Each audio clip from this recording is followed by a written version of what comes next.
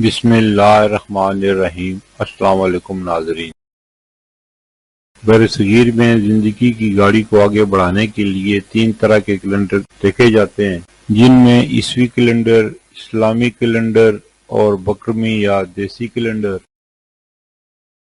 عیسوی کیلنڈر کے حساب سے 19 مئی 2025 دن پیر کا، ہجری یا قمری کیلنڈر کے حساب سے پاکستان، بھارت، بنگلہ دیش اور دیگر ممالک میں 21 ذی القعدہ 1446 ہجری دن پیر کا، سعودی عرب اور دیگر خلیجی ممالک میں ہجری یا قمری کیلنڈر کے حساب سے 22 ذی القعدہ 1446 ہجری دن پیر کا، سعودی عرب اور دیگر خلیجی ممالک قمری کیلنڈر کے حساب سے ہم سے ایک دن آگے ہیں۔ بکرمی یا پنجابی کیلنڈر 5 جیٹھ 2082 دن پیر کا۔ ماضی کے دریچوں سے چند واقعات جو پاکستان اور مسلمانوں سے متعلق ہیں۔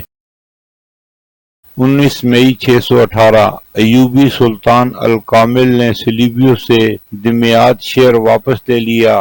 یہ فتح 5ویں صلیبی جنگ کے دوران ہوئی اور قاہرہ پر حملے کی صلیبی منصوبہ بندی کو ناکام بنایا۔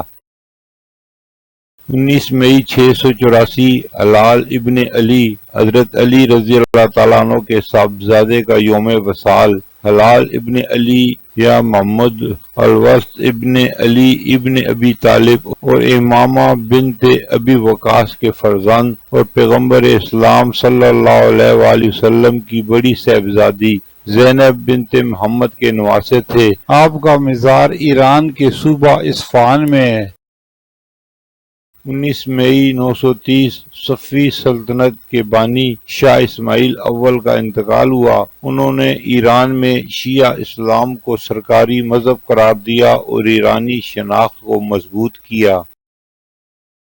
19 مئی 1881 مصطفیٰ کمال اتاترک، فوجی اور سیاست دان ترکی کے پہلے صدر کا یوم پیدائش۔ جنگ عظیم اول میں عثمانی دور کا فوجی سالار، جدید ترکیہ کا بانی اور پہلا صدر۔ 1934 میں قوم کی طرف سے انہیں اتاترک یعنی ترکوں کا باپ کا لقب دیا گیا۔ 19 مئی 1637 مغل شہزادہ اورنگزیب عالمگیر نے دلراس بیگم سے نکاح کیا۔ دلراس بیگم صفوی خاندان سے تعلق رکھتی تھی اور ان کا مقبرہ بی بی کا مقبرہ کے نام سے مشہور ہے۔ 19 مئی 1925 امریکی مسلم رہنما اور شہری حقوق کے علمبردار مالکوم ایکس الحاج ملک الشباز پیدا ہوئے۔ انہوں نے اسلام قبول کرنے کے بعد نسلی مساوات اور انسانی حقوق کے لیے جدوجہد کی۔ ان کی زندگی اور خدمات آج بھی مسلمانوں کے لیے مشعل راہ ہیں۔ 19 مئی 1971 مشرقی پاکستان میں سیاسی بحران شدت اختیار کر گیا، جس کے نتیجے میں بعد میں بنگلہ دیش کا قیام عمل میں آیا۔ 19 مئی 1993 صدر غلام اسحاق خان اور وزیراعظم نواز شریف کے درمیان اختلافات شدت اختیار کر گئے۔ صدر نے 2 صوبائی اسمبلیوں کو تعطیل کر دیا، جس سے ملک میں سیاسی بحران پیدا ہوا۔